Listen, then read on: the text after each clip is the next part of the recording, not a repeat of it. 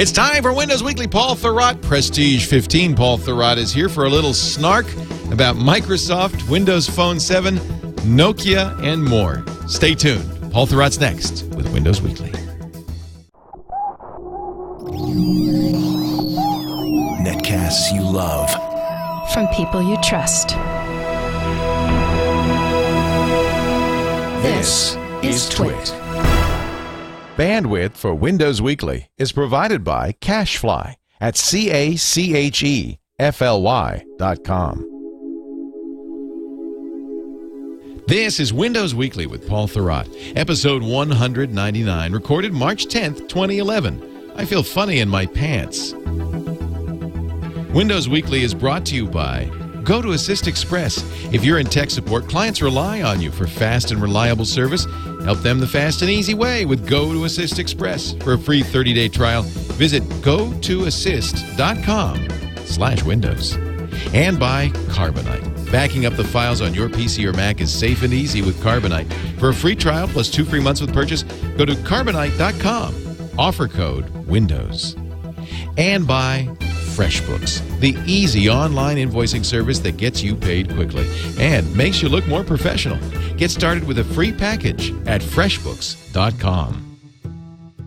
It's time for the super snarky Paul Thurrott and Leo Laporte and Windows Weekly. Hello, Snark friends. Hello, Snark fans. Oh, Paul Thurrott is here. He is the editor-in-chief of the SuperSite for Windows, SuperSite.com. The author of the fabulous Delphi 3 Super Bible and other great books. Maybe something a little more germane to your life, the Windows Phone Secrets, which just came out, all about the new Windows 7 phone, Windows Phone 7. And also the news editor for Windows IT Pro and the host of our show. Hello, Mr. Thurrott. hello, sir. How are you today? Are you feeling good? I guess I'm okay. I don't know. I wasn't feeling particularly snarky, but now you have to be super snarky because this is the show for snark fans. I think, like everyone, I'm just waiting for tomorrow so I can go stand in line at an Apple store like a lemming. Are you going to do that? You know what Apple did? Yeah, go ahead. They, South by Southwest is the interactive festival, and basically, it's an excuse for San Franciscans to go to Austin. That's really who's there. It's a bunch of San Franciscans. It's all the same people that I know in Austin. But it's a great party. It's basically good bars and restaurants and music. And we have big parties celebrating how great we are in the Web 2.0. It is the most non-essential conference in the history of technology. No, I understand. I'm just fun. Anyway, we're going down, and guess what Apple's done? Because a lot of us are arriving tomorrow night, which means we won't be able to get in line at the Apple store. So Apple very thoughtfully has set up an Apple store next to the conference center so we can line up there. It's very thoughtful. Isn't that nice of them? It was a very benevolent gesture on their part. Isn't that nice? I just love it. It's like, oh, don't worry, you can wait in line. We'll set up a line just for you. Everyone gets to wait in line. Yeah, don't worry. No, you're not going to miss the fun. And by the way, you do hear this frequently. People say, oh, how much fun. I think I've said it. It is waiting in line to buy an Apple product. It's just fun, Paul. It is fun. We love it. I have had a good time doing this. Oops. I'm not kidding. I dropped the Delphi Super Bible. I think there's a hole in the foot. Whoa! Yeah, just don't drop it on your foot. You fall asleep reading that book and you're dead. The last thing that will go through your head, literally, will be something about, T control or whatever. Wow. You think that the Kindle's heavy. Wow. Those were the days. Analog books. Yep. So good to see you, Paul. You too. How are you? I'm good. Yeah. Thank you, sir. Yeah. Let's start our show today by talking about something that is near and dear to my heart. Okay. The solid-state disk drive, an SSD. Is that near and dear to your heart? Yeah, it's funny. I think that the final straw here was the MacBook Air, where this is a slow processor. It's not a high-end machine, and yet it feels super fast purely because it has an SSD in it. I took an old MacBook, put an SSD in, and it felt like it was really, really fast. It turns out that a lot of the speed of your computer, the apparent speed of your computer, comes from the speed of the disk drive. Right. And there's nothing, and putting a solid-state drive in there just makes a huge difference. I just ordered the new MacBook, and it's going to have an SSD in it. I can't live without it. It's what I want to do. So you sound very garbled to me, by the way. It's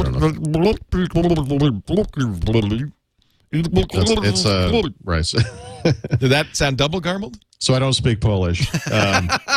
Anyway, tell us about SSDs. Windows 7 is the electronic garbling. Yeah, it's some Skype artifact. But Windows 7 is the only OS that I know of that fully supports SSD's trim command. So it's really the OS for SSD. Although that may be changing in Lion. I'm not actually sure about that. I bet it will. Yeah, I'm sort of slow to the game when it comes to SSD, and the reason is simple. It's expensive. Really expensive. Yeah, and for a small amount of storage.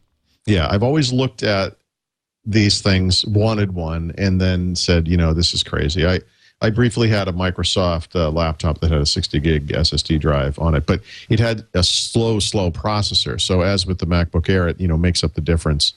It makes a big difference, having that kind of a drive. So this year I've resolved that for all of my my actual machines, the ones that I buy and own and use regularly, I'm going to go SSD where it makes sense. Which is all of them. So how are you going to do that? Are you going to do a smaller boot disk, then use a spinning drive for data? Yeah. So on my main PC, what I did was I replaced I actually had 2 drives in there already, although it wasn't set up in quite the same way that I have it set up now. So I took out the boot disk that was there previously, which was a 300 and whatever gigabyte drive, and I replaced it with a 120 gigabyte SSD. And then I have a second disk, which is actually 2 terabytes. It's a your basic Western digital drive, Caviar Black or whatever it is. And there are different tricks you can do in Windows you can move your profile over, which is actually something I haven't done on my desktop, although I suspect I'm going to get there eventually. You can also work with the libraries that are built into Windows 7, which is actually what I'm experimenting with now, which is you basically just point the libraries to different locations, The trouble with that second approach is that certain applications will always write to those hard-coded folders like My Documents. And if your profile is still on the C drive, you may find your C drive filling up because these applications don't really think about or use libraries for the most part. So this is an experiment right now in my current setup on the desktop just to see how it works. I'm going to watch it over time and see if stuff starts leaking over into the system partition. But the separation of the operating system, the applications, and then your data is kind of a neat thing if you can pull it off. Because ideally, and this is still difficult in Windows a little bit, but ideally, you could wipe out the operating system and get back up and running very quickly if when you have that separation. So, in my case, moving to this on all of my systems is requiring a lot of backup, because you want to, get all that stuff off and then make sure you can get it on the other side. Now, on the other hand, because I'm replacing the drive, I'm going to leave those other drives around for a little while unchanged, just in case, because I may eventually run into something. You could go back, in other words, if you get screwed. Yeah. Now, on a laptop, of course, typically you're not going to have 2 drives. So the SSD you put in there is it, for the most part, for most laptops.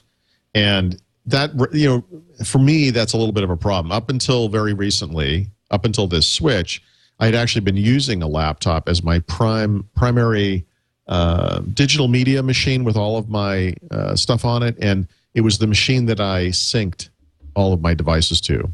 Both the Apple devices and the Zune devices and the Windows Phone all went off of the laptop.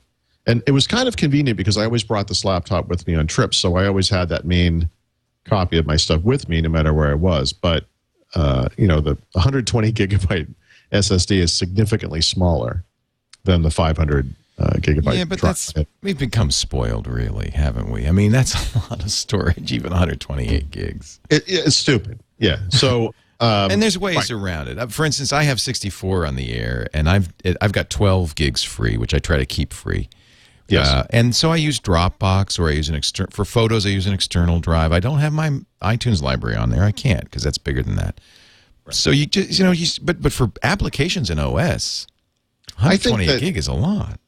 Yeah. Oh yeah. Sure. So I think for me personally, 120, 128 is about the minimum. I'd be very comfortable with 256, but very expensive. Even on the I have the Intel drive that I got for my laptop wasn't too expensive for the 120, but once you move up to their next size, 160, it gets dramatically more expensive. Yeah. You know, so you're adding 40 gigs, but it's costing $125 or something. Right. It's kind of crazy. You know, it's just too much. So this is the type of thing. It's going to come down over time. There's no doubt about it. But I'm not going to do this personally, but you know, on my kids' machines where they have netbooks or you have very low end machines, I suspect that putting a SSD in such a machine would, in fact, make a pretty big difference. Actually, be careful there. I talked to Alan Malventano, who is the SSD expert at PC Per. He's a regular on the PC Per podcast and our Twitch show, This Week in Computer Hardware. And the issue on netbooks is that they are not, the SATA controller on there is a SATA 1 slow controller and won't benefit from the SSD. All right, so actually, yeah, you do need a SATA 2. You need if you can get it, the 3 gigabit. Right. The faster the throughput of your SATA. 3 gigabit per second, yeah. Exactly. So the drives, in other words, you can put them in a netbook and you won't see the benefit because the controller can't support that speed. I don't know if they call it SATA 3 or whatever, but the new drives that are coming out do 6 gigabit per second. Yeah. But of course, you need the controller as well. So I don't have any machines that can do that anyway. And that's what's amazing about these things. The drives are faster than the hardware. Yeah. You know. So, you know, going forward, as I'm going to be buying a new laptop this spring. I will absolutely get the biggest possible SSD, and it's going to be expensive. You know, it's not as bad on the PC side as on the Mac side, but I was looking at those MacBooks, for example, the new MacBooks, and if I'm not mistaken, you can actually get a 512 gigabyte SSD, but it adds like $1,200 to the cost of the machine. I don't know if it's I put a 128 in the new MacBook, and it only added, I think, $200 to the overall cost. So, but of course, you cut your capacity. But you know, I think that's going to be plenty for me. I'm not even going to put Windows on the thing. I want to correct myself. I actually looked up Trim on Wikipedia, and now Trim is much more widely supported than it used to be. Windows 7 was the first. Yeah. But if you have a Linux kernel 2.6.33 or later, that's from just from last month or a year ago, I should say. Who doesn't, after all? You're supported. Windows Server 2008 R2 supports it. FreeBSD supports it. Lion possibly will support it. But you know, I didn't know this. Those new MacBook Pros have Trim with 10.6.6. So okay, and it's only on the ones where you buy it. It's on the new hardware. Yeah. Now, the other story of this is Trim. Just to kind of give people the background, Trim there's some dubiousness about how much you need it. It's a command that it's almost like defragging the drive. What turns out that SSDs are very fast when you first get them, and then they slow down somewhat as you start to fill them up with files because of the way the files are handled. Trim kind of speeds it back up. It cleans it back up and speeds it back up. But it was interesting. At CES, 2 Intel guys, the guys responsible for the X25, came up to me. We were talking. One of them said, "Oh, Trim's important." One of them said, "Nah, it's not that important." Nice. And so the real answer is, yes, there is. Without Trim, there's some degradation, but these things are still so much faster than a regular spinning drive that Trim is not absolutely required. I will say this. I mean, you know, Windows has this stupid performance scoring mechanism that is almost pointless. So there's a big speed bump that you can see there, but not that that means anything. I have personally installed Windows hundreds of times, Windows 7. I can tell you, and I just did the performance benchmarking as part of my Signature PC study group and all that stuff. The non-interactive parts of Windows setup, meaning the parts where you're not sitting there at the keyboard typing in your username or whatever information. With a SSD, and this is true of both the desktop and a fairly low-end laptop, meaning, you know, Core 2 Duo, nothing great. 7 minutes. Yeah, that's to amazing. Install Windows. Isn't that amazing? Oh my God. Yeah, it's unbelievable. I mean, down from like 2 hours. Yeah, and it's the type of thing, and not kidding, you know, you kind of get it going over here, and then you turn around and you're like, sorry, I'm doing something, answer an email, and you look over and you're like, it's done? You know, you can't even believe that it's done, you know. You saw, and everybody said, oh, why didn't you bring this up? But you know, everybody's seen it. But last week they wanted me to bring up, you know, that guy who installs every version, upgrades from Windows 1.0 all the way up to Windows 7 on a single virtual drive, and he slowly upgrades it. And he notes the install times, and in Vista it was over 2 hours. But then Windows 7 comes out, and they were using that virtual disk. Yeah, Vista wasn't actually that bad, but yeah. Maybe it wasn't. Maybe it was. No, I mean, XP. in real life, it's not that bad. But yes, it certainly was slow. slower than 7. Yes, but then 7 they did this thing where it's like blasts it on, and it was so much faster. And then you add the SSD, and that's going to make a big difference. Yeah, I would say from a normal hard drive to SSD is basically going from about 20 minutes down to 7. That's incredible. Yeah, and boot times, we're talking seconds. I'm actually still doing that, but again, my desktop. It's funny. I keep meaning to. The reason it's not. I wrote an article, and the reason I meant for that to be part of it, and it will be eventually. I'm going to add a third article soon, but it boots up so fast, I forget. So, I keep thinking I have to measure this. I'm going to go get a cup of coffee. I'll be back. And you kind of click the button and you forget. There. And then you turn around and it's sitting there at the login prompt and you're like, really? I'll tell you, on OS 10 on the MacBook Air, it's 15 seconds. And that's with 4 gigs of RAM. A lot of that time is RAM testing. So I bet it's in that range. It's not seconds. It's not bad. Oh yeah. It's incredible. Yeah. You can't believe it's ready. I'll provide figures, I had to go back in my laptop and put the old drive back in because I forgot to do a couple of tests. But I already decided I'm going to take this 128 new MacBook and do boot camp. So I will boot native Windows or native OS 10, and I'll give you some measurements. Yeah, Apple, I don't think uses the fastest SSDs out there, but even a not so fast drive makes a big difference. It doesn't. I don't think. Yeah. I can't wait. Yep. Infallible in our chat room says Windows 7 with an SSD, he can do a shutdown and restart and be fully started in 25 seconds. Yeah, it's definitely in that ballpark. Yeah. I'll tell you, on my Air, if I install something and I want to reboot, I don't mind rebooting. Right. It's like, okay, fine. I'll see you in a few seconds. I was actually thinking, with regards to SSD and the speed of the reboot and everything, the non-cynical view is, wow, I mean, this thing really reboots quickly. And then the cynical view which is convenient because, every time you reboot once, you have to install another auto update, and then you have to reboot, and then another one appears, a Windows update, and then you have to reboot, So it's always that aspect, but at least it's going by quickly. So I think the bottom line is if you can afford an SSD, or if you can just figure out a way to live with a little less storage or, a workaround. Well, look, like I said, SSDs are sort of expensive, but then again, say somewhere in the 220 range for a 120 gigabyte Intel X25M, whatever it is, this will prolong the life of a PC. I am replacing this laptop, but there's nothing wrong with it. I mean, it's going to be here for years, and there's no doubt. I went from the original drive that Lenovo put in there, which is probably a very basic 5400 RPM, commodity piece of junk. I put in a hybrid hard drive last year, which had sort of a combination SSD. Well, it's a combination solid state traditional hard drive, basically a hard drive with a lot more cache. That's probably what it was. That made a little bit of a difference, but then you go to the SSD and you realize there's just no comparison. People, after I mentioned that I had installed this hybrid hard drive, many people wrote me and said, oh, is it worth it? Does it make a difference? And the truth is I couldn't really tell a difference day to day. Yeah, I think the hybrids are not that good. I just didn't notice a difference. Yeah. So they come in regular capacities. You can get, like I said, 500 whatever gigabytes. It's pretty good. But when you put an SSD in there, the thing boots up in seconds. Right. It's crazy. And this was never a great computer. I mean, even when it first came out, it wasn't anything other than middle of the road. That was the point of it. And it is very much below middle of the road now, but it's great. Yeah. With the SSD, it makes a big difference. Yeah. This is Let's in our chat room has sent me a graphic, apparently by Amco. I'm not sure why Amco supports this. The price of a gigabyte over time. Actually, this is Fox 40 in his area. Well, but this is very generic because what's the price of a gigabyte of hard drive storage SSD versus HD? I mean, HDD. It's twice as much, or maybe 3 times as much, but it's still cheap. It's still cheap. In 1981, a gigabyte was $300,000. In 87, $50,000.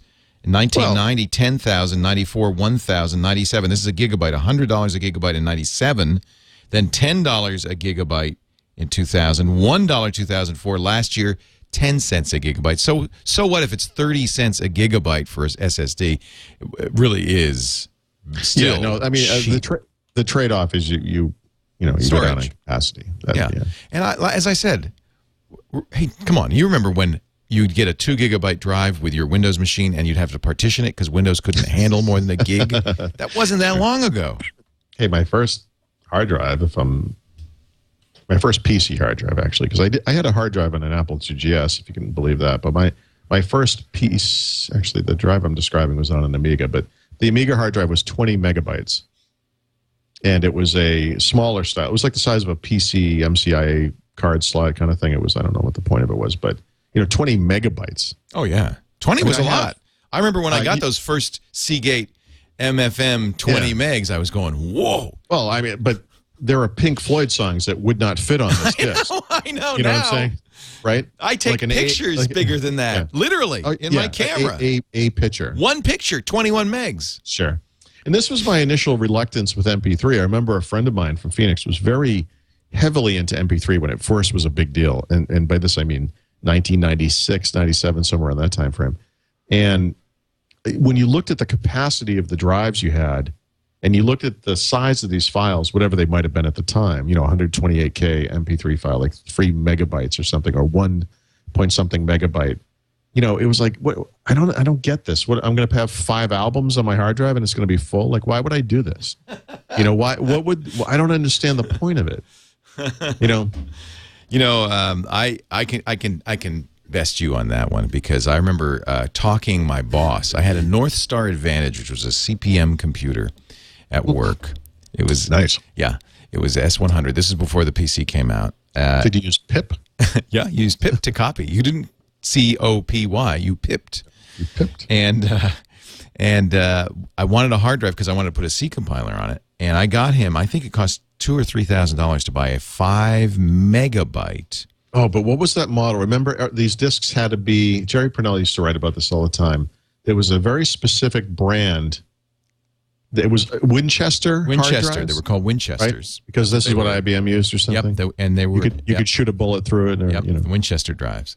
And so this was an S100 bus computer running CPM and a 5 megabyte drive. I was living large, but then I got the C compiler. It was a Whitestone C, and you had to bootstrap it. It would give you the little compiler, and then you had to build all the libraries, and it practically filled up the drive. So it wasn't very practical. That's amazing. These devices never took off. Oh, were those the? And of course I couldn't have bought it myself, so I managed to talk work into it. And it was just great. Oh boy, that was the days of the S100 bus machines. That was above my price range. There was no way I was ever getting a machine like that. Yeah. It was beautiful. The North Star was the Advantage was really hot because it had vector graphics, and so it was a green. It was green on black. It wasn't a color screen or anything, but it had vector graphics. And I designed in DBase 2. The reason I got the whole thing was I was the music director. A pie chart with actual round. So that the boss, who was picking music based on a variety of factors, I designed a database system that would show him the graphs of the hot songs so he could very quickly get a dashboard of how the song was doing and saying, yeah, pick that, pick that, pick that. He never used it, but I loved writing it. It was fun to write it. I know you're an old DBase programmer, so I had to throw that in. Huge DBase fan. Oh, who doesn't love DBase? It sort of peaked at DBase 3+, and then it kind of, fell off a cliff after that. But Ashton Tate. Sure. We're going to get to our next item. Some good news, actually, for IE9 users. Did you see the Microsoft site stop using IE6? Yes. Cracked me up. We'll talk about that in a lot. Those guys are doing everything they can.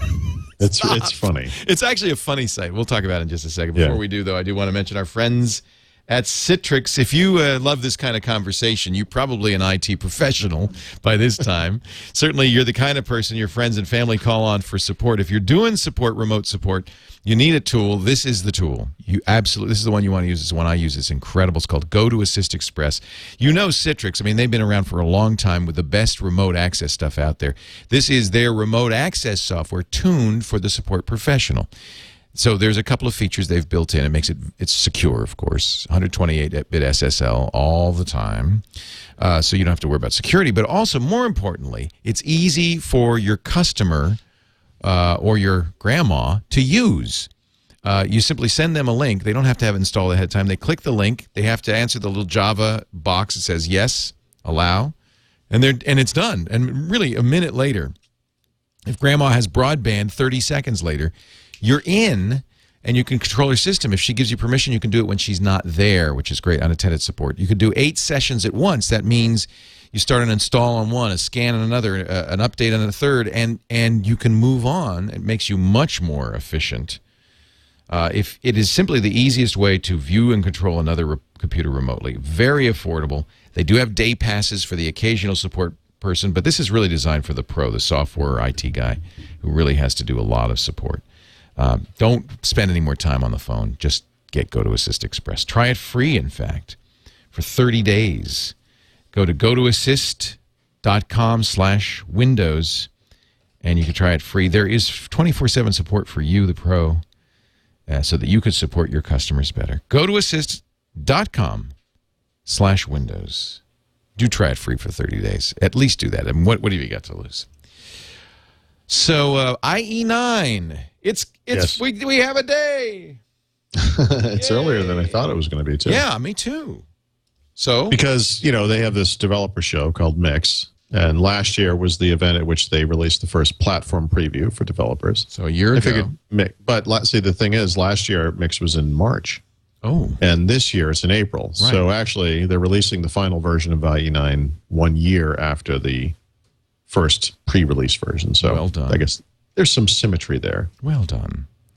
We're going to be in Vegas the same day. Because we're doing the NAB, National Association of Broadcasters. Interesting. So we're hoping you'll come over and visit us. In fact, I think we can do Windows Weekly from Vegas. What day are we talking about here? I don't know. You're asking me a question like that? That's what I have. You mean it's the same day as Mix? Yeah. I'll be there. Sure. Yeah. So what we're going to do is we're going to get you past to NAB, National Association of Broadcasters. Not of great interest to you, but I think there's cool stuff. It's fun, actually. There's really cool stuff. We're the official podcast of it, and I'd like to do Windows Weekly from the show floor if we can. Yep. Same place we were at CES last year and this year. I remember it well. March 14th. Wait a minute. So they're releasing it before Mix. Right. I just got that. Took me a little while to get. Let's step back. Leo, on March 14th, which is a month earlier than I thought. You thought they'd do it Mixed this year, but they're going to do it. It seemed to make sense, right? Wow. So they're actually releasing it. They're going to have 4 days, Paul. That's just soon. It's happening at Monday. South by Southwest. So actually, the launch event will be occurring at that event. That's something you could attend. How exciting would that be to go to a browser launch event? I'll go. But my question is the IE girl going to be there? Because if she's there, no. It makes me want to switch browsers. I feel funny in my pants, Paul. The Chrome guy is like a 400-pound, bearded gentleman. Yeah, he is. Although, did you see that Chrome was the only browser not to be hacked? I did. At Pwn to Own. I did. Yep. I would point out that Safari fell first and easily. As always. Yeah. As every time. Charlie Miller, who said, who's hacked it every time in one big box. I think it's like $15,000 and a MacBook. Sure. When told Chrome on it. Really? When told. First thing he did. Well, it doesn't matter because Safari's on there anyway, so it's always a vulnerability, I guess. But anyway, when told that Apple had sent out 2 big patches in the last 2 days to fix Safari. Laughed and laughed. He laughed. I guess he was right. Now, not that many people attacked Chrome. They couldn't actually get anybody to attack Chrome, even though Google was offering extra $20,000. Yeah. Yep. It's interesting that they didn't try to attack it. They should have done an attempt to attack IE9 release candidate. I'd be curious to see if that was as easy. Yeah. They did yesterday get Safari and IE, as you said, Safari first. Actually, it wasn't Charlie Miller, though. It was a team from a French security company, Vupen, got Safari 5 in 5 seconds. Right. And then Stephen Fewer used a trio of vulnerabilities to hack IE8 on Windows 7. He used 3 vulnerabilities to not only bypass ASLR and DEP, but he also got around protected mode. I mean, that's pretty good.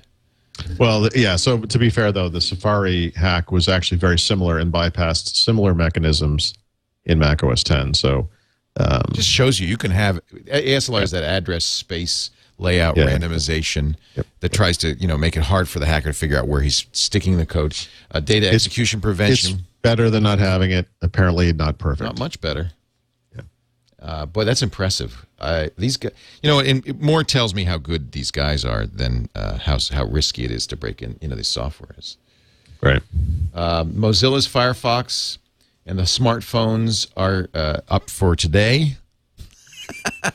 Excellent. Excellent. And I wish they had tried IE9. I've been curious. Yeah, I mean, given how quickly how soon it's coming out, it seems like they should. Well, anyway, security-wise, it may not be too different. You use IE9, or do you use Chrome, or do you use both? I use both, and I would say Chrome is my primary. Me too. I love Chrome browser. Actually, I shouldn't just say that. Let's look it up. Oh, because you could just go to Wakupa or something, right? But I'm pretty sure it's gonna. Yeah, I mean, let's see what it says. What does your Wakupa tracker say? It's moving slowly. Please wait. Meanwhile, another look at IE Girl. Right. Oh, man, what happened? My browser switched. Oh, rats. I lost IE Girl. I don't know where that is. It's interesting because Wakupa actually breaks out these web apps now. So it, for example, Gmail is my #1 used app. Now, that happens to be running in Chrome. It's a a pinned app. Google Calendar is in there. Facebook. Yeah, I just like it. It's fast. Now we know it's secure. Well, it's somewhat. The fact it's proving a negative. The fact that it wasn't hacked doesn't mean it's secure. Right. But the fact that Safari was hacked in 5 seconds pretty much says it all. Ooh, interestingly, over time, Firefox is still above Chrome and IE because I used it for so long, for so many years. And you get used to the extensions. You get tied to the extensions. Yeah. I mean, I used Firefox from day one, so I was on there for a long, long time. Right. Chrome is above IE, though. So, I mean, that's interesting.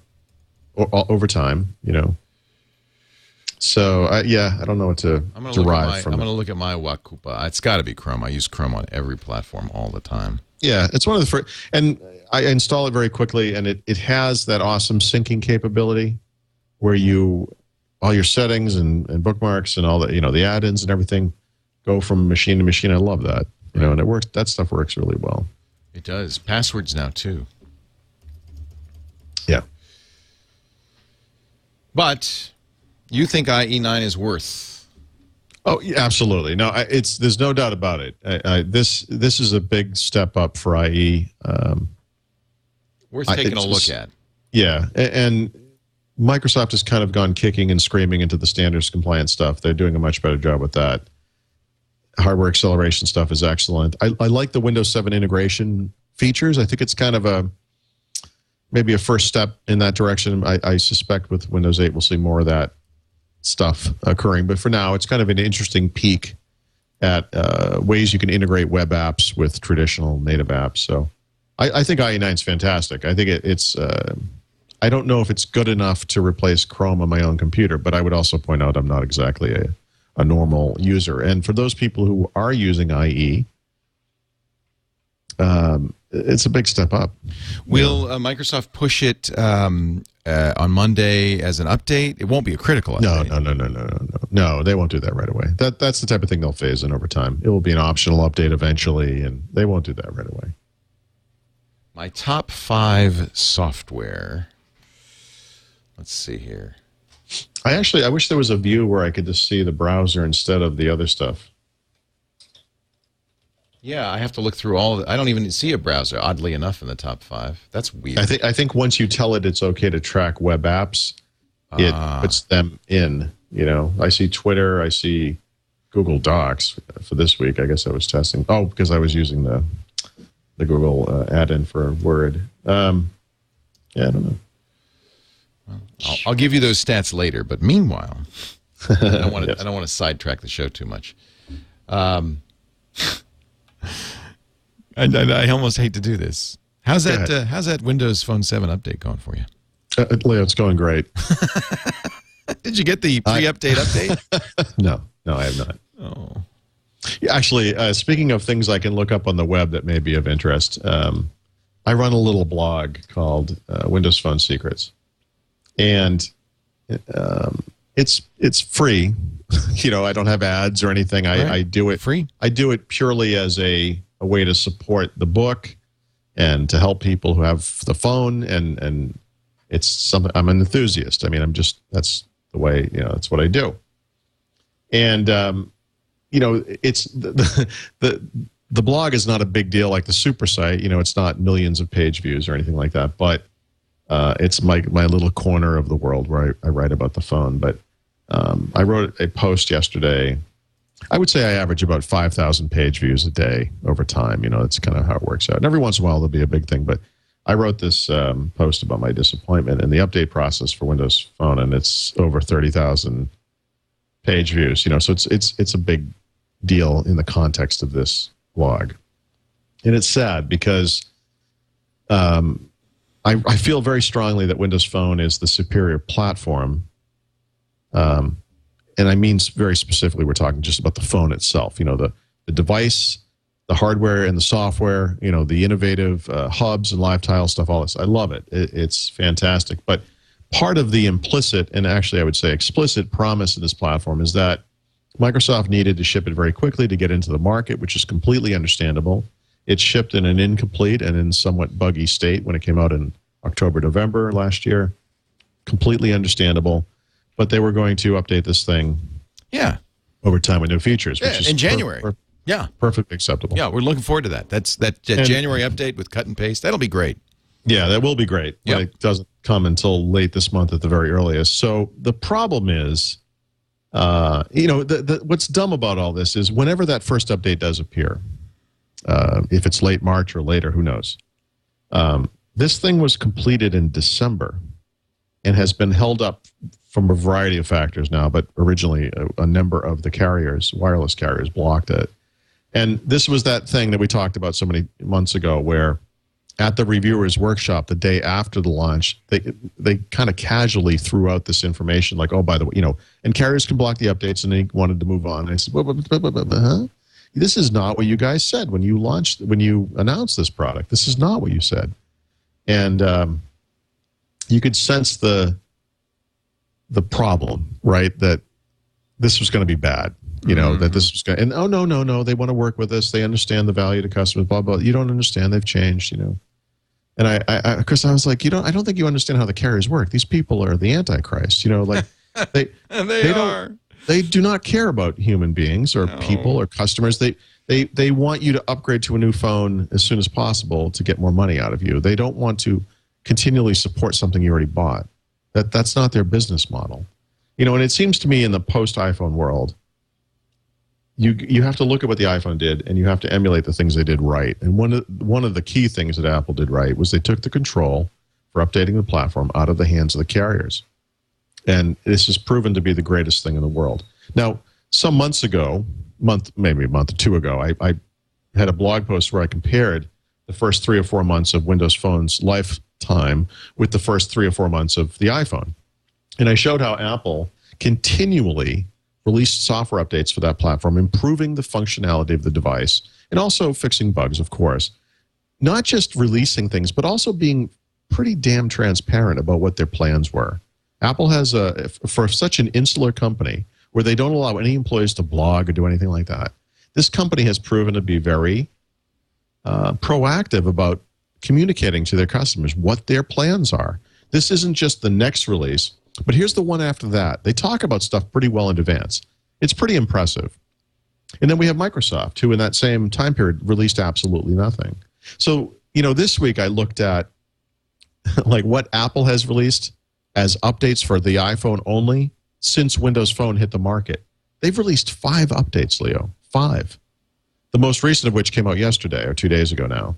With the AirPlay stuff, better Safari performance, iTunes home sharing, all kinds of other features, and, of course, lots of bug fixes. So, meanwhile, Windows Phone has this thing where you can only connect to your primary calendar. You can't search just for apps in the store. You can't filter your contacts and have favorites. You can't have your tasks. You can't connect to a Windows Live SkyDrive and, access Office web apps and that storage, through the Office apps. On and on and on. All these, things that, this thing shipped as an incomplete product with bugs, by the way. And it's just sitting there. And I know people are saying, look, in the scheme of things, 2 years from now, you're not going to care. It's been 4 or 5 months, whatever. Too late. 2 years from now. What's the big deal? Yeah, and that's my argument is like 2 years from now. What are you kidding me? 2 years from now, that Windows Phone won't even be part of the conversation. My argument is very simple here. If you're going to, when you release a new platform and you're going to ship it quickly to market and not have as much stuff as the competition, you have to. It is a requirement that you update this thing regularly, especially that first year when you have 0 customers to inconvenience. And the people That's true. That's actually a good point. Think about it. And the people who are those customers, the actual small number of customers you do have, are your most enthusiastic They're the most early tolerant. adopters Yeah. and will put up with garbage. Right. Like when you come out 6 months down the road and there's some update and it's like, by the way, you're going to have to hard reset your phone. We're really sorry about that. People are going to grumble, but you know what? These people love living on the leading edge. They don't care. Like, to do what they're doing now is laughable. And I would also point out, by the way, that there are probably, 2 million Windows Phone users in the world, maybe, supposedly.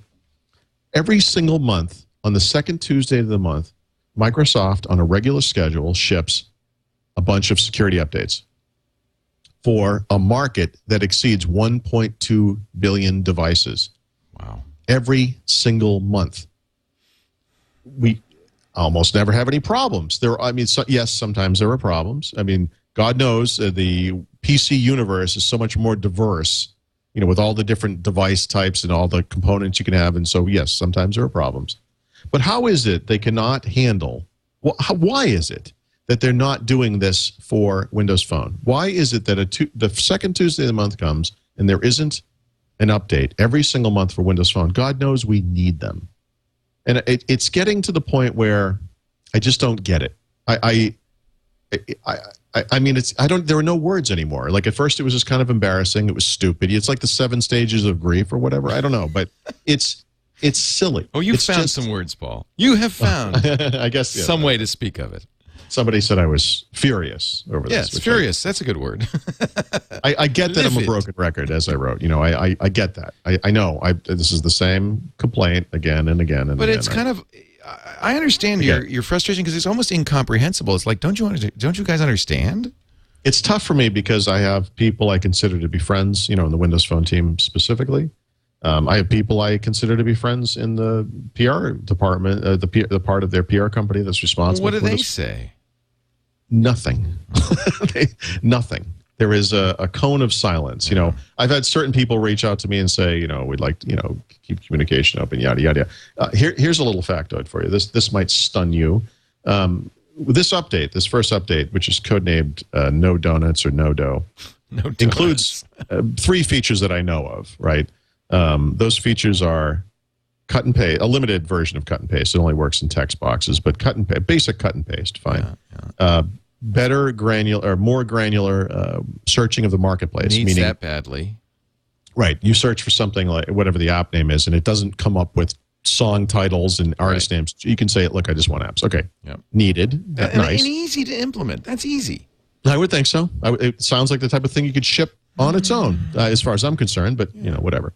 And then the third thing is better application performance, especially around launching and eventually as multitasking with third-party apps appears in another release, that will become even more important because part of the application performance is not just launching an app, but bringing it back. When you go to one app and then come back to the last one you were at. So those are the 3 features we know because Microsoft has said them publicly, and may in fact be the only 3 features. But I can tell you right now, I have no idea because Microsoft has never reached out to me to say, as they do for all their other desktop and server products, we would like to brief you about this upcoming product so that you can write about it when it's released. They have never, despite the fact I wrote Windows 7 Phone 7 Secrets. I'm you'd be the person that we'd tell. It seems like maybe I would be the guy. I mean, I'm not saying I'm the only guy or even the most important guy, but I clearly have something of a voice in this community. Yeah, people are looking to you.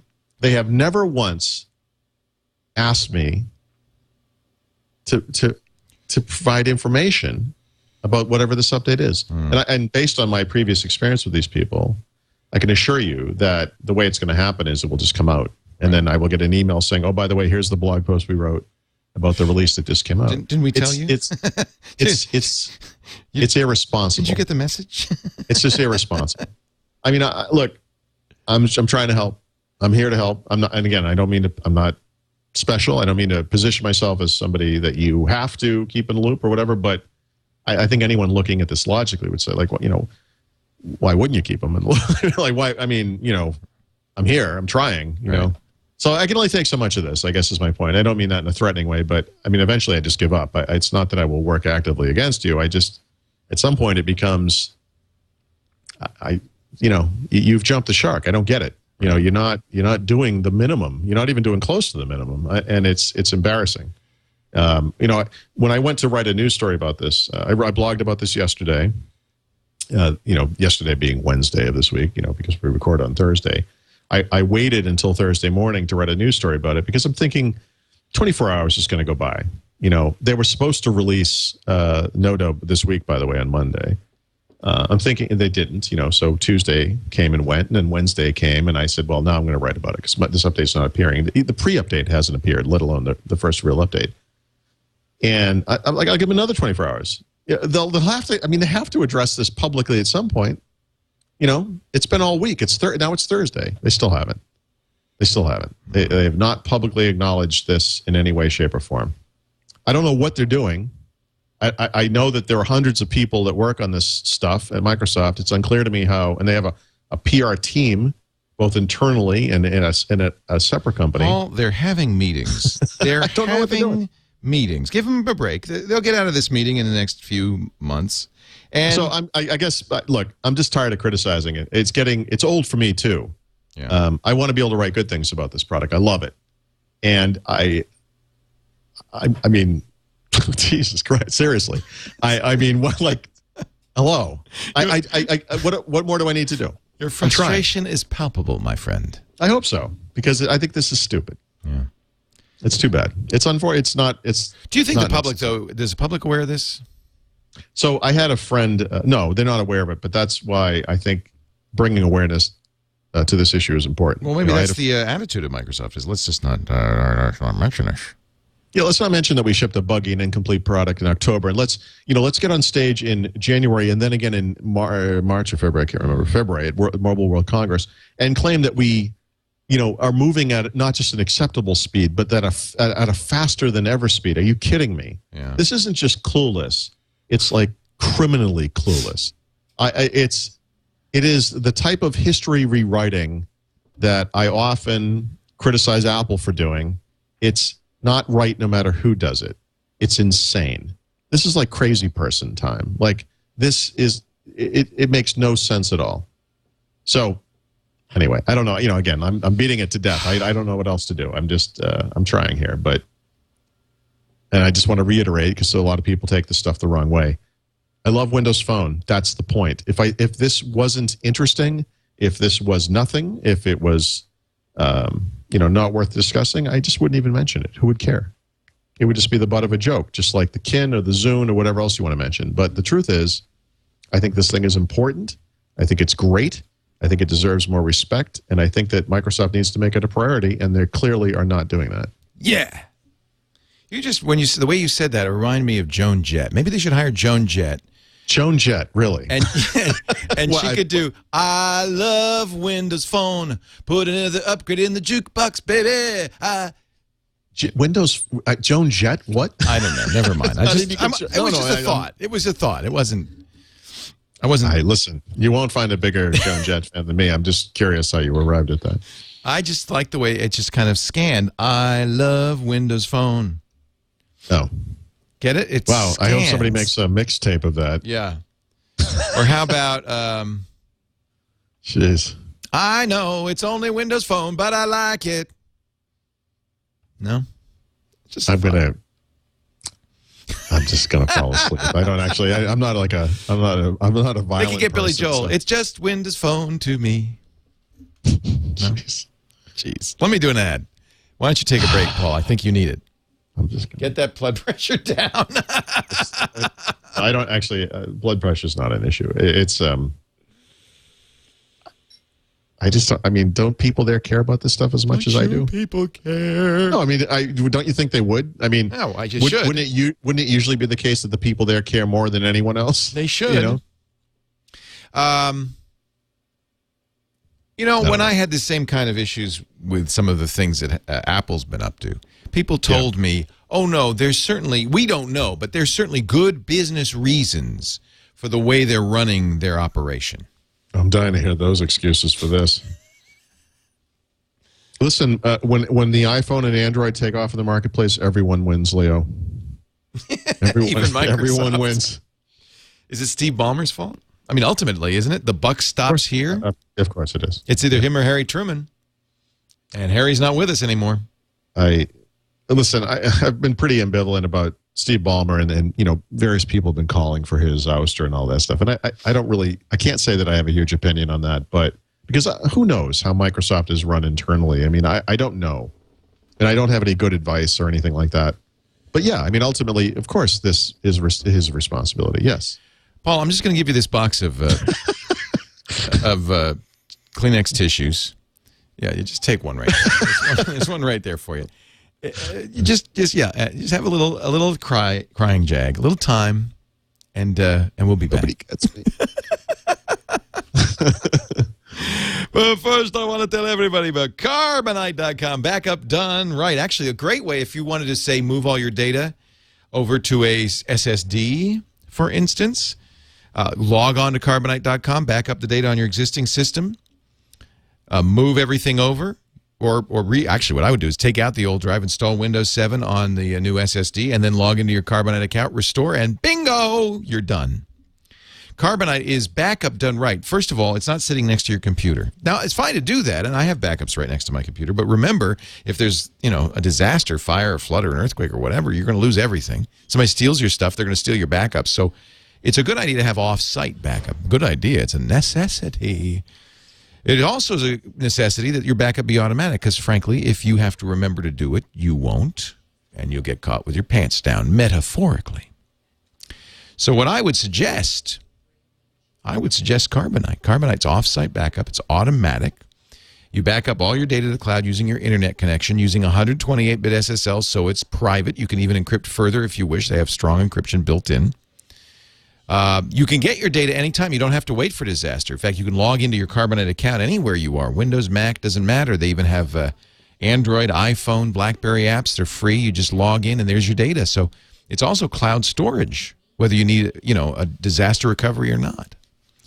And boy, for $55 a year for all the data on your internal drive, that's a great, great deal. Less than 15 cents a day. I want you to try it for 2 weeks. Go to Carbonite.com. The offer code is Windows. I would love it if you, for all of our advertisers, if you make sure you use Windows and not TWiT or some other designation, just so that we know that it was Paul Thurrott who sent you. So Windows is the offer code for this. You can try it free for 15 days. The trial is limited in a couple of ways that the full version is not. For instance, I think video is not backed up. But you can in the full version. And I do want you to try it first because it is dependent on your internet connection. And, you know, to be honest, if your connection's really slow, it may not be a great solution for you. But if you have, you know, a decent connection and your data is not terabytes and terabytes, there's nothing better. More affordable, more effective, more convenient, and more reliable. Carbonite.com, offer code Windows for Windows or Mac. Give it a try today. 15 weeks free. Oh, and by the way, if you use Windows when you buy after the trial, 15 days free. If you use the Windows after the trial, you get 2 months additional to your 12-month subscription. So 14 months for the price of 12. Carbonite.com. Offer code Windows. So now we're going to make this a regular feature on Windows Weekly. Lies Steve Jobs told me. Awesome. I support that. Lies is maybe too strong. And I'm going to add another segment called Lies that David Pogue then just simply repeated. Such as Apple has claimed over and over again, the iPad being the fastest selling consumer electronics product in history. Not so.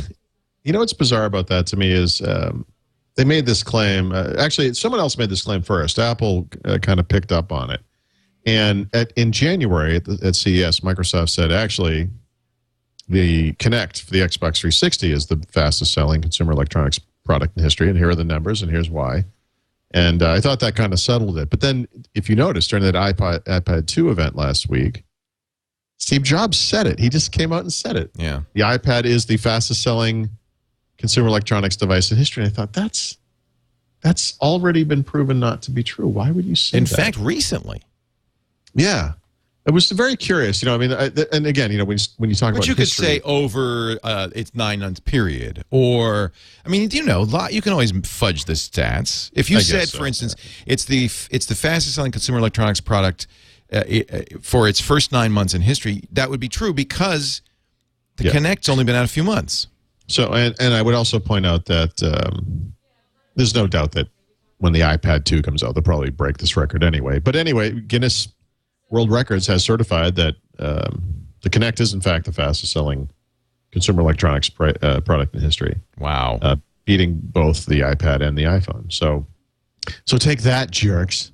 No, but, like I said, this is a temporary thing anyway, because I think the iPad 2 is probably going to go gangbusters. I think we've passed the point of sanity on that one. So I'm buying one. Well, are you buying one? Even the Kinect, yes, of course. Of course you are. Even the Kinect, I've been struggling with whether or not I should write this article, but it's very clear to me now that the Kinect, for all of the talking up that Microsoft does about it, including this very announcement, very exciting news, right? Fast selling, it's great. And it's going to prolong the lifetime of the 360 by 3 or 4 months or whatever. That's neat. But I really feel that this thing suffers from the same long-term issues as the Wii, which is that, people buy it, they get very excited about it for a week, and then they kind of sits there. And it's cooler than the Wii. I love Dance, whatever the dance game was. Yeah, okay. But you're but right. I haven't played it lately. You're right. It's an evolution of the Wii. It's the next thing, So as you would expect of something that follows another product, it should be better, and it is better, but it's the same usage. It's the same thing, which is a lot of excitement up front. And I would say for the Wii over the years, the thing sits there in the corner, nobody uses it. And then, maybe some cousins come to visit for a couple of days or something like that. And they trot it out for a little while, and then it goes away again, And what it really is? A technology demo. Yeah. And the Kinect suffers from the same problem. Yeah. And I really do feel it's a problem because, I think the market for Kinect as it stands today is actually even smaller than that for the Wii because it's so much more expensive. Right. You have to buy a 360 console. You have to have this thing. It's very specific. You need a big room for this thing to work effectively. It has to be mounted in a certain way or placed in a certain location. I have to move furniture in my living room to use it. Right. So that's not the type of thing you're going to cart out a lot. Yeah.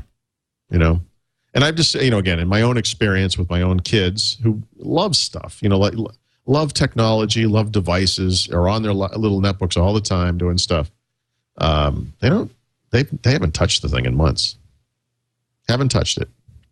My wife uses it, as she did previously on the Wii, to do some of the exercise stuff. Right. And regularly. So it's actually being used, I also find it humorous, by the way, when you turn on the Xbox 360, that it's up there on the wall and you can hear it, it comes on, it makes a little whirring sound, it turns, and I always think, like, it's looking at me. Like it turned its little head, and it's looking at me. It's like Wall-E. I'm watching TV, and it's watching me. You can see it, like, zooming, the little things zooming in. Yeah. Interesting. Anyway, we don't need, this is just a new feature, and every week, lies Steve Jobs told me. I'll get a little bumper music and a graphic. By the way, I saw an article. I should have blogged about this. It was an article called 10 Things You Don't Know About Steve Jobs. Oh. You'll love this because you know a lot about Steve Jobs. I do. You know what one of the things was? What? He wrote Breakout. That's a lie. It is a lie. So I read it thinking, well, he'll clearly in the description of this. Right. No, Steve tells that lie, actually. Woz wrote it, and Steve stole it. Stole it and then claimed he was giving him half. Right. And he gave him like a quarter. Right. And Woz is such a forgiving guy. Yeah. Woz is such a sweetie and cares so little about money that he just kind of lets it rolled off his back. But everybody else was like, "Are you kidding me?" Yeah. That's all. And this was before. This was before Apple. This was in the very earliest days of their relationship. Yep. It's a history. Yeah. Anyway, I don't know. I mean, Steve, like a lot of really great men, is flawed. Sure. But I think you can't deny that he's done great things. But like many great men, he is Slightly flawed. Okay, and I don't know if we ever talked about this. You wouldn't want him for a friend. I promise you this. No, you wouldn't. But I think that to be as good as he is at whatever he's good at, whether it's design or marketing or what he's selling products, whatever it is. Yep. You have to be deeply flawed at everything else in life, because how else could you possibly be that good? I mean, when I was a kid, I used to go to a Casey Jones basketball camp. At the time, Casey Jones was, when I started going, Casey Jones was the assistant coach, former Celtics player himself. He was the assistant coach of the team, and then he became the coach.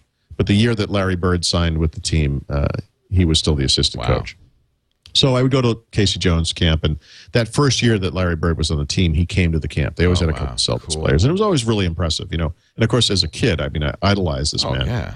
So he was shooting around at a basket, and we were all sitting in a half circle out in the three-point arc or whatever, and I was the last kid in the line, and so he took a shot, it bounced off the rim, and it went over to my side, and he tripped over me. And he swore at me like a sailor. Now, this would have been 1980. How old were you? Well, I would have been like 13, 14 years old. Oh, my God, that's horrible. Right. So I got up with my little Polaroid camera with the little cube, flash thing on the top, and I kind of walked out really depressed about that.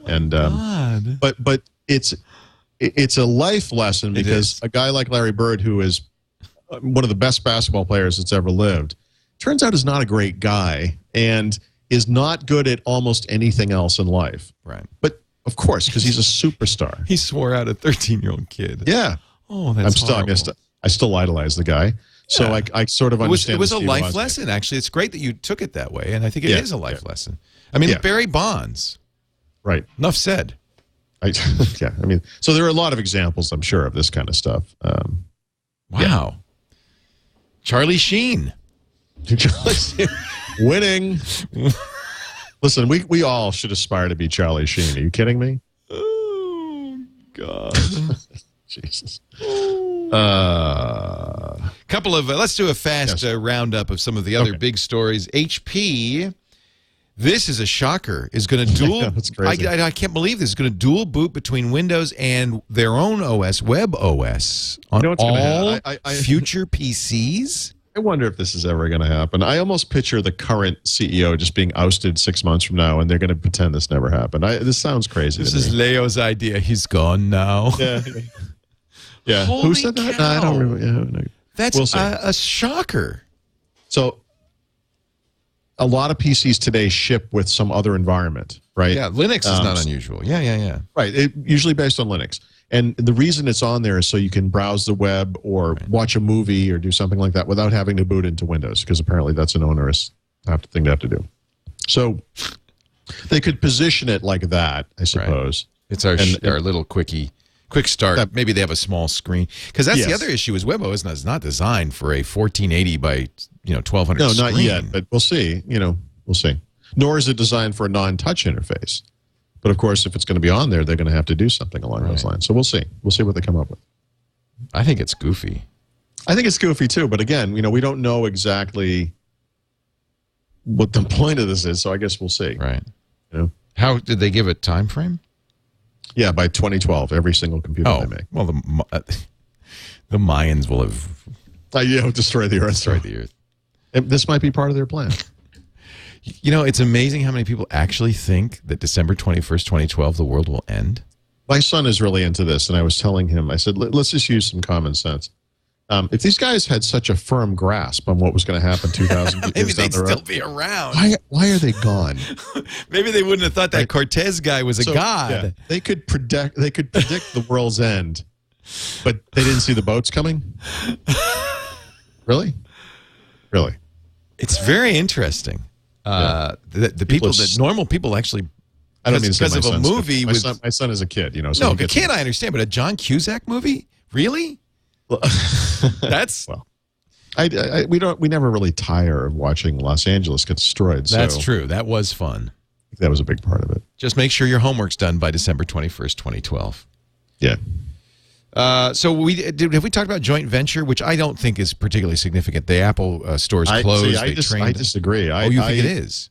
I think this is a huge deal, and I think that a lot of people on the PC side, Microsoft side, are poo-pooing this because it's like this paid service for small businesses at Apple stores. Like, are you kidding me?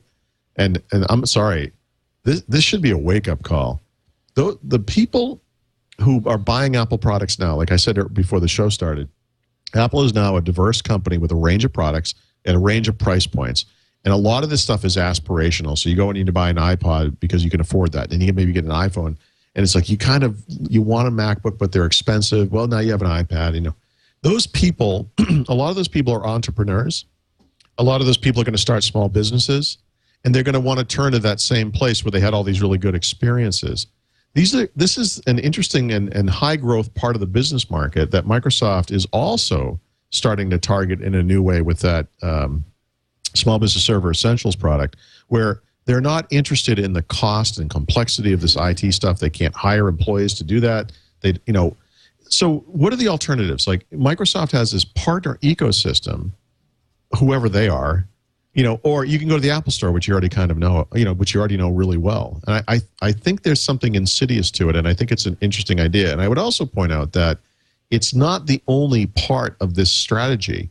There's a couple of other things going on that Apple's doing that I don't think a lot of people have necessarily tied to this or understood the implications. One of them is they canceled their Xserve server product line. Apple did, right? Yeah. So these things were expensive rack-mounted servers. It was kind of crazy. It was a weird market for them to be in. We actually bought one, I have to admit. Yeah. Oh, yeah. No. It's great. It's a very robust device, but it's way overpriced. And you're right. We could have built our way own. Way overpriced. I think it appealed primarily to those concerned with media.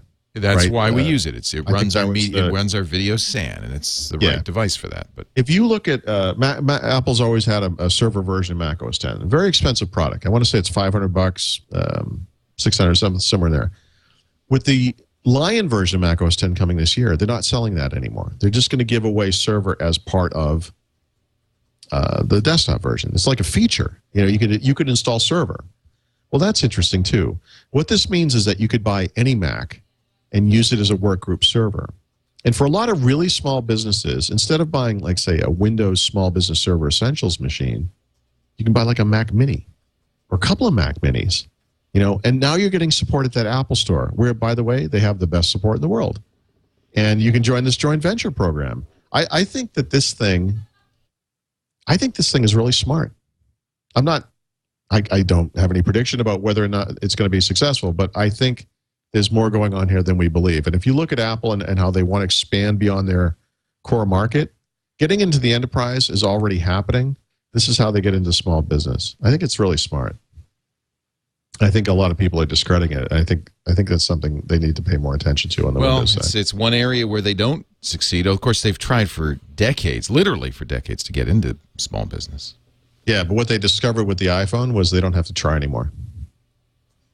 Yeah. It's the Trojan horse or whatever, the camel's nose. So now they can just throw a program together and charge you $500 a year, and I bet people are going to pay for it. It's a lot.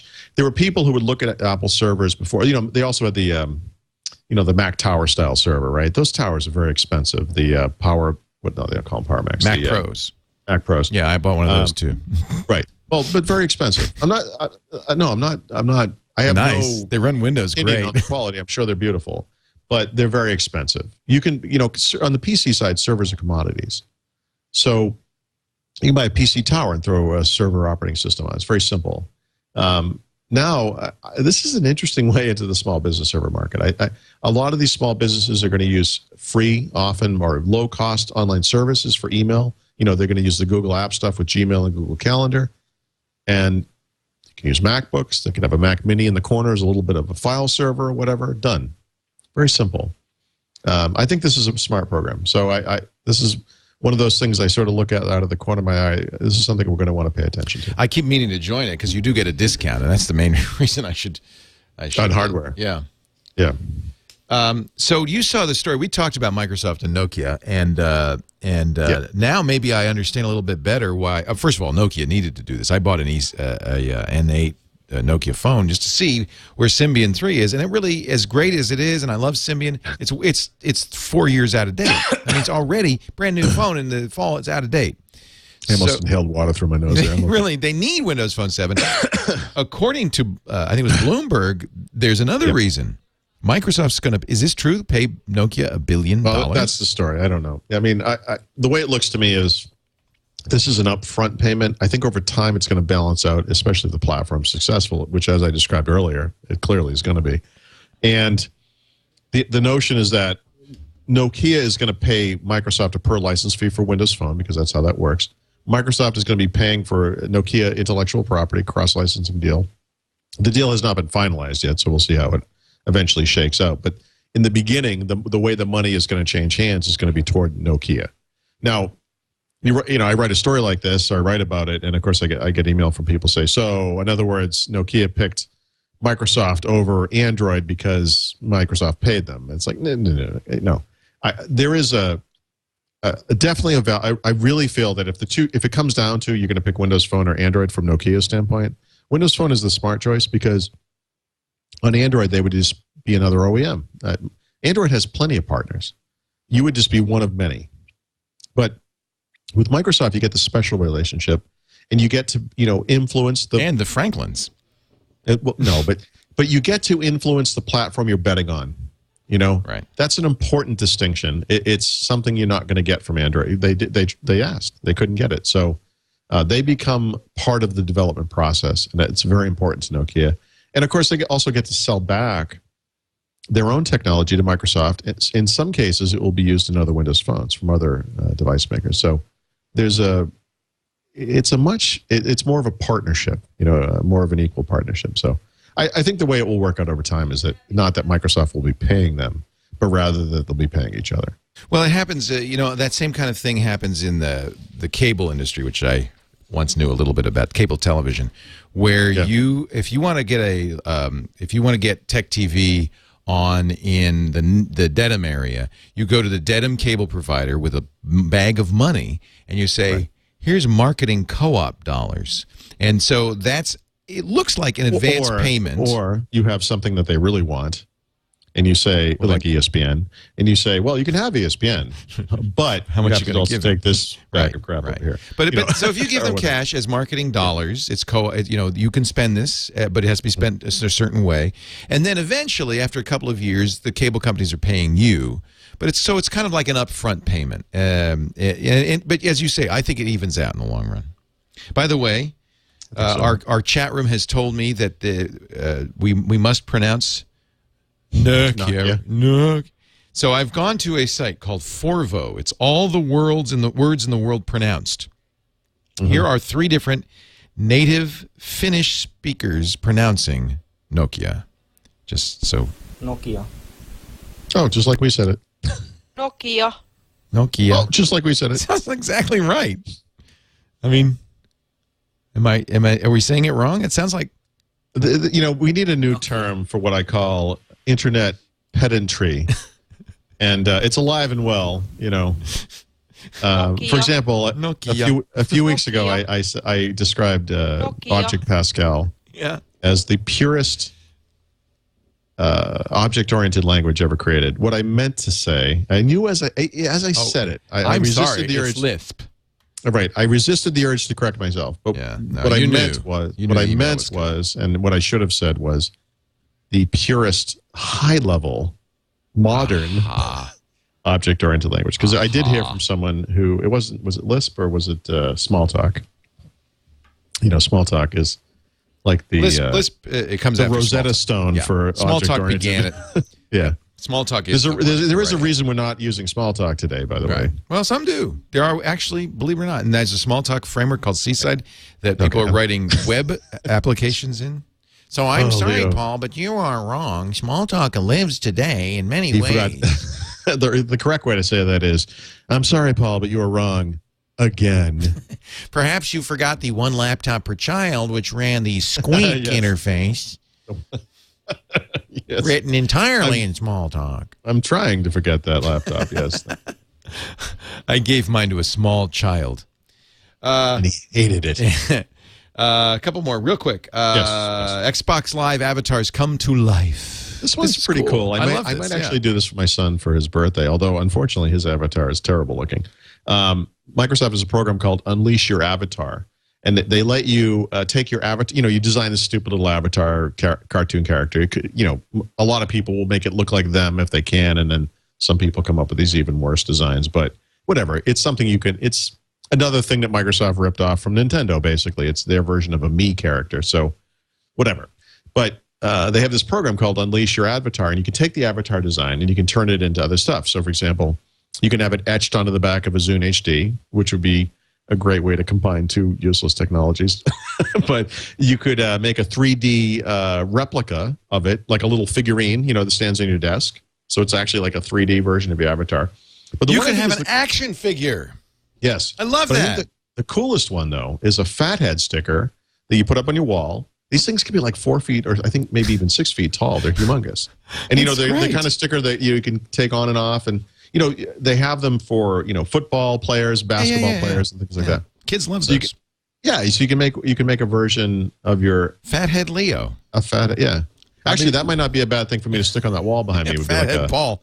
A fathead character. Except I hate the avatar things. Well, my problem is I can't get it to look like me. Yeah, well, of course. It always looks like a pear-shaped old They're all man. pear-shaped. I hate that. Yeah. I know. It's dumb. Like I get on Xbox 360 and all I do is play shooters, and my avatar looks like a Nickelodeon character that like a baby would watch on TV. Well, it's deceptive. And then you frag the guy. Yeah. Then he pulls out the rocket launcher. So you're still playing Black Ops? Are you going to get the new that new one? Oh, it looks so good. You mean Bulletstorm? No, it's like Homeland or Homefront. Homefront. So let's just say. Boy, does that look cool? So yes, the answer is yes. Of course. I can talk about that next week. I would say that there are a couple of games I'm looking at now because I finished Black Ops essentially. So you're 15 prestige. You get to 15 prestige, and then you're kind of done. Oh, you've said that before. You've said that before. You were 10 prestige and you were done. Or 11. I'm done. I'm done in the sense that there's really nothing more for me to do. I guess I could just all the achievements, randomly get all the challenges or whatever. But it's I don't know. Who cares? So yeah, I'm looking for new stuff. So Homefront, yes, absolutely. I love the storyline of Homefront. I love alternate history. Me too. Yeah. Stuff. So that the storyline there is North Korea apparently gets its act together and takes over Asia eventually, and then they invade the United States and occupy the United States. So there have been many video games like this. In fact, there have been many video games like it. So it looks great. Oh, man. It looks real. And it was designed by somebody good. I can't remember who. Yeah, so let's just say next week I'll have a lot more to say about that. Oh, good. I can't wait. And then, yeah. It comes out next week? I think so. Yeah. Oops. Let me check. March 15th. When's that? Is that Tuesday? Monday or Tuesday? Tuesday, yeah. Must be Tuesday, yeah. Look at this. It looks so cool. Comes out Tuesday, so you're fighting to preserve, you're a patriot, trying to preserve your America. Well, to get the country back. Get the country back from the Koreans. Yep. Oh, man, it looks fun. Yep. It looks kind of a little bit, it looks like it'll be the same as COD, right? Kind of the same. It's, the gameplay, anyway. So. You can't say anything, I understand. Zune? No, we're not going to give up on the Zune. Yes, we are. But no, we're not. Okay, sorry. We will not give up on the Zune. We are going to make a new Zune. Yeah, that's the theory. So, Mary Jo Foley has a post where she discovered something called the Ventura Project, if I'm not mistaken, or Project Ventura at Microsoft. And it's kind of hard to say based on the information she has so far, but it is apparently a multimedia discovery service. It sounds a lot like it could be Zune. So, I've discussed in the past that Zune is on the way out at Microsoft, and they're, phasing it out as a brand. But of course, all the services they have are going to continue in one way or the other. Yeah, I love the Zune Marketplace and Zune Pass. I think they should keep it going. Absolutely. So that stuff's all great. I like the Zune brand too, for whatever that's worth. But obviously, I don't call the shots. You're the only one, so I guess I'm the only one. I think it's a cool brand, but oh well. So yeah, the Ventura. Of course, as is often the case with these things, you find out about it through a job posting or whatever. But it is described as services and experiences revolving around music and video discovery and consumption. Mm-hmm. Sounds familiar. Woo, woo, woo. So, yeah. So hopefully they don't call it Windows Media. That would be a mistake. You know it's coming. It's coming. Hey, hold on a second. We're going to take a break, come back with your Windows 7 app of the week and your Windows Phone app of the week. But before we do that, I'd like to say hello to our friends at FreshBooks, the online invoicing service that is fresh. Fresh. I started using this a few years ago when I was just me, and I was doing my invoices. I always hated doing invoices. If you're a freelancer or a consultant or, you're in your own business and you're invoicing people, it's such a pain. And I always did it late, which meant I got paid late, or I'd forget that I was owed money. And, it wasn't working for me. And then I found FreshBooks. I think it was Amber who told me about FreshBooks, freshbooks.com. I uploaded my logo. Those invoices now look really professional. They were really easy to create. In fact, I don't do time, tracking. But if you're a lawyer or bookkeeper or whatever, and you charge by the hour, they have a time tracking app that's on the iPhone or on the Windows desktop, and then or Mac. It's a web time tracker, and then with a push of a button, it goes right into the invoice. So it couldn't be easier to make an invoice. And I like this. The invoice is going to come electronically in their email. They can download it as a PDF and print it if they want. You can, for an additional cost, you can have it sent. And I always did this. I would send them the electronic, but I would also send them the print version just to make sure that they couldn't say, "Oh, we didn't get it." Well, yes, you did. But then they can pay with a credit card. They can pay with PayPal or 11 other electronic services. Of course, they can write you a check. But when it's that easy to pay, I think it's more likely you get paid faster. I always did. Automated late payment or reminders to make sure that you don't miss an invoice that hasn't been paid yet. I just think this is great. And obviously, I'm not alone. 2 million users since I started using it a few years ago. I want you to try FreshBooks right now. Free for up to 3 clients, so there's no reason not to try it. And very affordable, too. It paid for itself in the number of invoices I got back and the number of unpaid invoices I was able to get paid. FreshBooks.com. Makes you look pro. Gets you paid faster. Makes it easier to invoice. What could be wrong with that? FreshBooks.com. Give it a try. I think you'll like it. Paulie, we got a Windows 7 app of the week. Did you install Service Pack 1 we talked about last week? It's now out. You install it. No problem. Nobody's reporting problems. Everything's automatic. It's simple. Blah, blah, blah. Okay. Good stuff. Good. So I actually have 2 Windows 7 app picks. One is related to, actually, they're both semi-related to my recent conversion to SSDs. The first is, I alluded earlier to the notion that you can move your entire Windows profile over to the second disk if you're using an SSD on a hard drive. I'm not doing that now, but I am going to be experimenting with it. And one of the tools I'm going to be looking at is this first pick, which is Profile Relocator. And this is a tool that lets you relocate your entire Windows profile to a new hard drive. So that's very interesting. I'm also looking at some other alternatives to, you install Windows, put a temporary account on there, and then move things around. And then after it's all moved around, you remove the temporary account, thus getting it off of the C drive. So there are different ways to do it. But thank you to Dominique Lemieux for recommending Profile Relocator.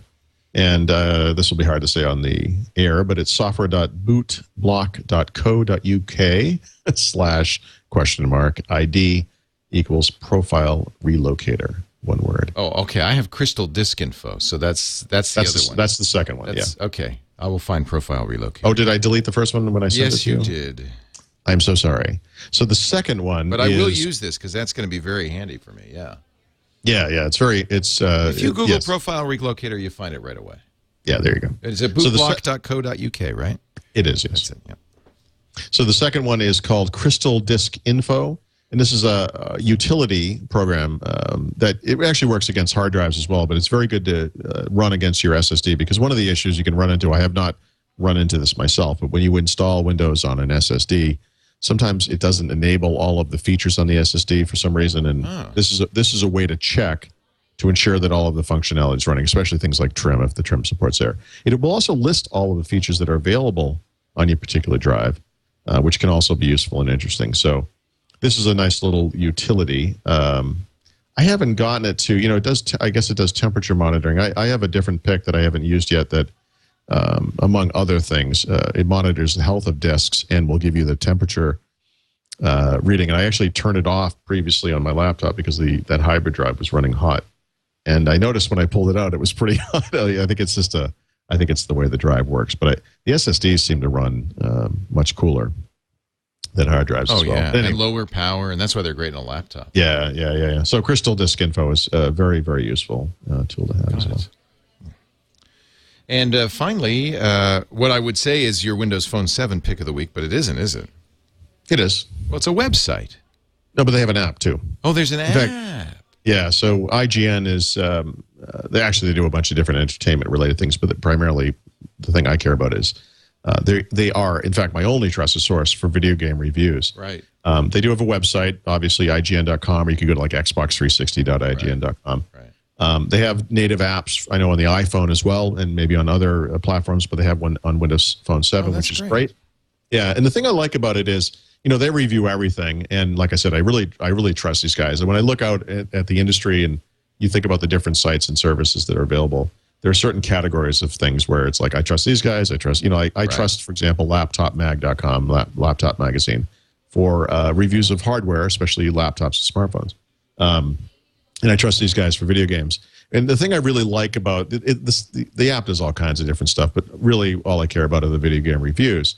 And I like that you can go in and say, look, I don't ever want to see like the Wii stuff come up or the PlayStation stuff, or you can choose the platforms you care about. So if it's whatever it might be, Xbox 360, the iPhone, whatever, you can just choose what you want, and then that's what you see. So it's a neat little app. And it's the type of thing like, I'll be standing there in Best Buy with my son, like trying to figure out a game, and he'll like, oh, let's get this one. I'll say, hold on, let me see what IGN says, And if they give it a good enough review, okay, yeah, we can go for that. But I've shot down a lot of games, which he's been very disappointed by. Oh, but you're saving a lot of money because there are some bad games out there.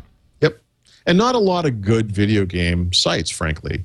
It's just a lot of childish writing and bad writing, and these guys are good. So this is the site. It's the only site I go to for video game stuff.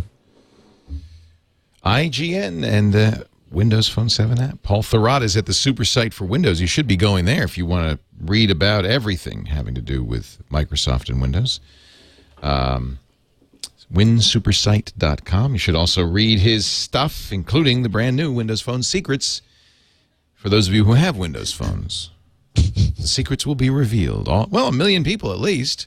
Didn't they say this? Yeah, a couple of million in the channel anyway. As someone pointed out to me via email, I should be happy that Microsoft has not delivered any updates at all because my book is still up to date. Well, that's a good point. That's a sad Paul, point. it's not. But see, that's what I like about Paul. Sure, he could argue that. But will he? No. No, I would rather have my book be wildly out of date. I want this thing to be. He wants it to be up to date. Updated. And he cares. Yeah. Yep. And don't forget that whole great SSD migration. We talked about it, but the details are online at SuperSite for Windows. WinSuperSite.com. I'm going to follow that all along when I get the new laptop and do my boot camp. Yeah, I'm just SSD going forward. That's it. Oh, yeah. Awesome. That's it. Yeah. Yep. Thank you, Paul. Have a great week, and we'll talk to you next week. We do the show Thursdays, 11 a.m. Pacific, 2 p.m. Eastern Time, live.twit.tv if you want to watch live. But, of course, if you can't watch live, you can always download the show, and I promise we will always offer audio and video of this and all of our shows on iTunes, everywhere podcasts are, the Zune Marketplace, everywhere you can get your favorite podcasts. Just look for Windows Weekly or just the TWiT Network. Speaking of which, we will be in Austin this weekend. I'm flying out tomorrow. Eileen and Tom, I think, are already there. And I'm excited. We're going to be doing our TWiT show live from Momo's in Austin on Sunday the 13th. We start at 1 p.m. with a tech guy, 1 to 4, live at Momo's. From 4 to 5, it's TNT with Tom Merritt. From 5 to 7, it's TWiT. And then we'll have a meetup from 7 on. The band starts at 8 p.m. Do come early because there are only 380 seats. So if you get there after that, you can go upstairs, but you won't be able to be in our audience. So please come early. I have a feeling we'll fill up. We've even got some special South by Southwest TWiT stickers just for the event. So if you're in Austin this weekend, come by Momo's Sunday from 1 o'clock on. Paul, we'll see you next time on Windows Weekly. Take care. You too.